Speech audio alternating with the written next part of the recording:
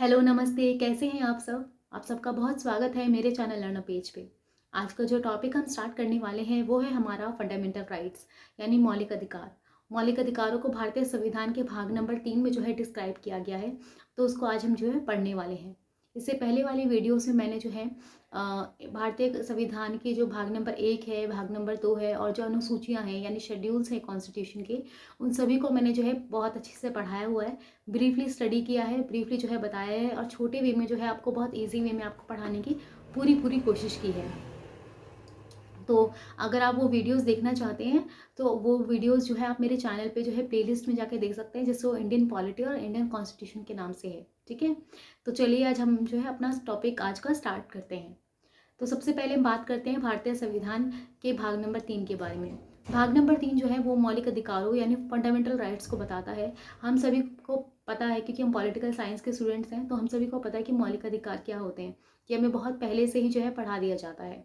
तो इसको जो है हम पढ़ने वाले हैं, बिल्कुल आर्टिकल वाइज पढ़ेंगे, ताकि आपको हर चीज़ पता चल जाए कि भारतीय संविधान के किस आर्टिकल में क्या चीज़ जो है बताई गई है, और आपकी कोई भी टॉपिक जो है उसको बिल्कुल भी ना छूट सके। ठीक है, तो चलिए अब हम बात करते हैं अनुच्छेद नंबर 12 से।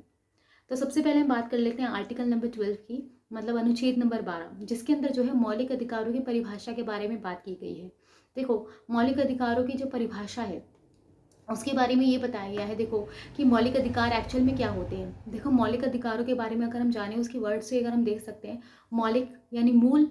मौलिक अधिकारों को मूल अधिकार भी कहा जाता है। मौलिक यानी मूल, जो बेसिक होते हैं, जो आधार होते हैं, जो बिल्कुल एक कहते हैं ना फंडामेंटल होते हैं अधिकार। ऐसे अधिकार जो हमारे लिए मूल जो है बहुत ज़्यादा इंपॉर्टेंट है किसी भी व्यक्ति के लिए, उसके ओरिजिन के लिए बहुत ज़्यादा इंपॉर्टेंट है।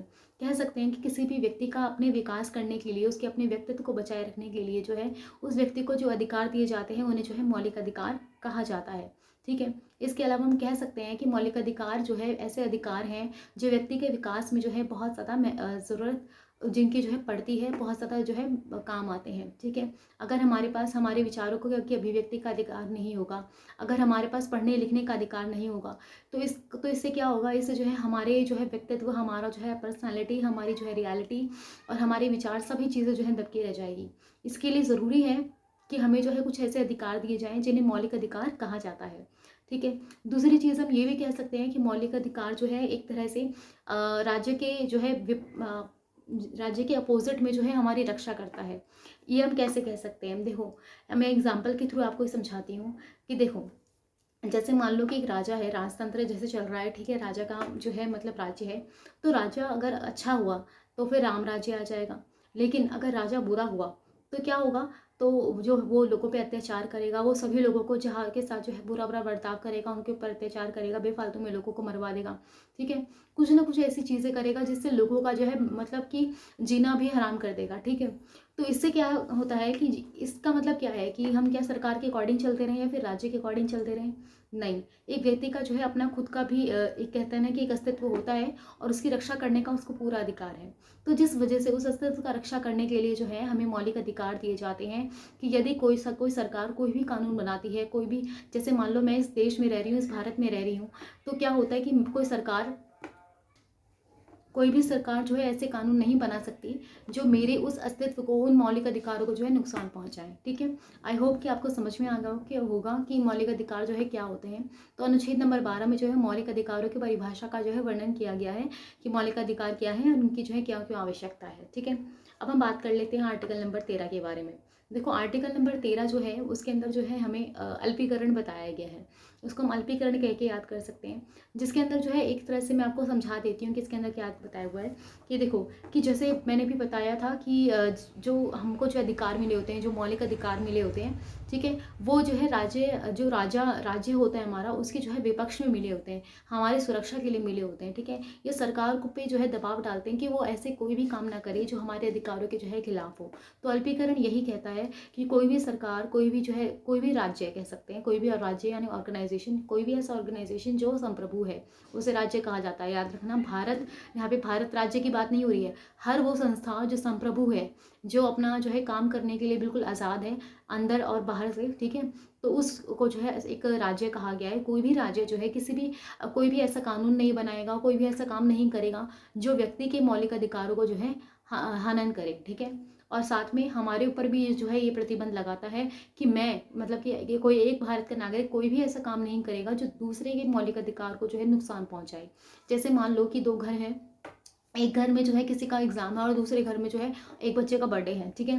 तो दोनों बच्चों के जो है मतलब कि क्या कहते हैं, वो बच्चा जिसका बर्थडे है वो इतनी ज़ोर ज़ोर से अपने घर में गाने बजा रहा है, जिस वजह से दूसरे की जो है पढ़ने का अधिकार छिन रहा है, मतलब कि कहीं ना कहीं उसका जो है जो वो करना चाहता है वो नहीं कर पा रहा है, तो उसकी आज़ादी कहीं ना कहीं छिन रही है। तो इस तरह से जो है अगर हमें जो है अपने आप को इतना लेवल में रखना चाहिए, अपनी आज़ादी का इतना भी प्रयोग नहीं करना चाहिए कि हम जो है दूसरे के जो है अधिकारों को जो है हम नुकसान पहुँचाएँ, ठीक है।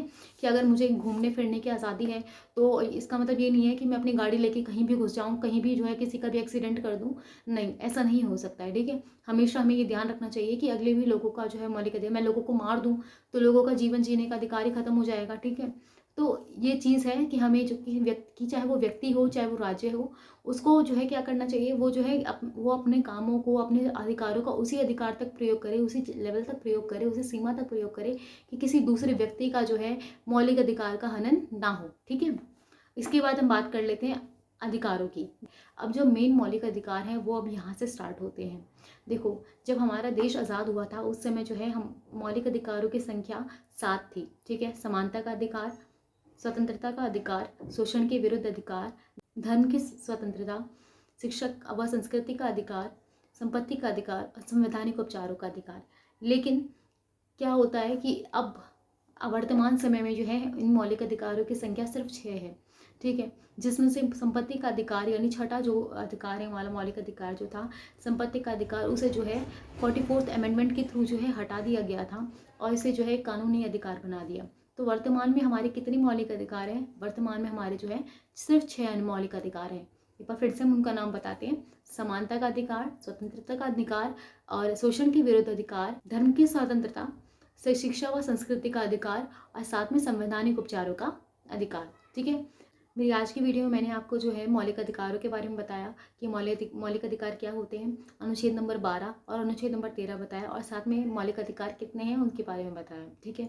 इससे आने वाली वीडियो में जो है मैं समानता का अधिकार, स्वतंत्रता का अधिकार, सभी अधिकारों को जो है एक एक करके जो है वीडियोज़ बना के जो है आपको समझाऊंगी, ठीक है।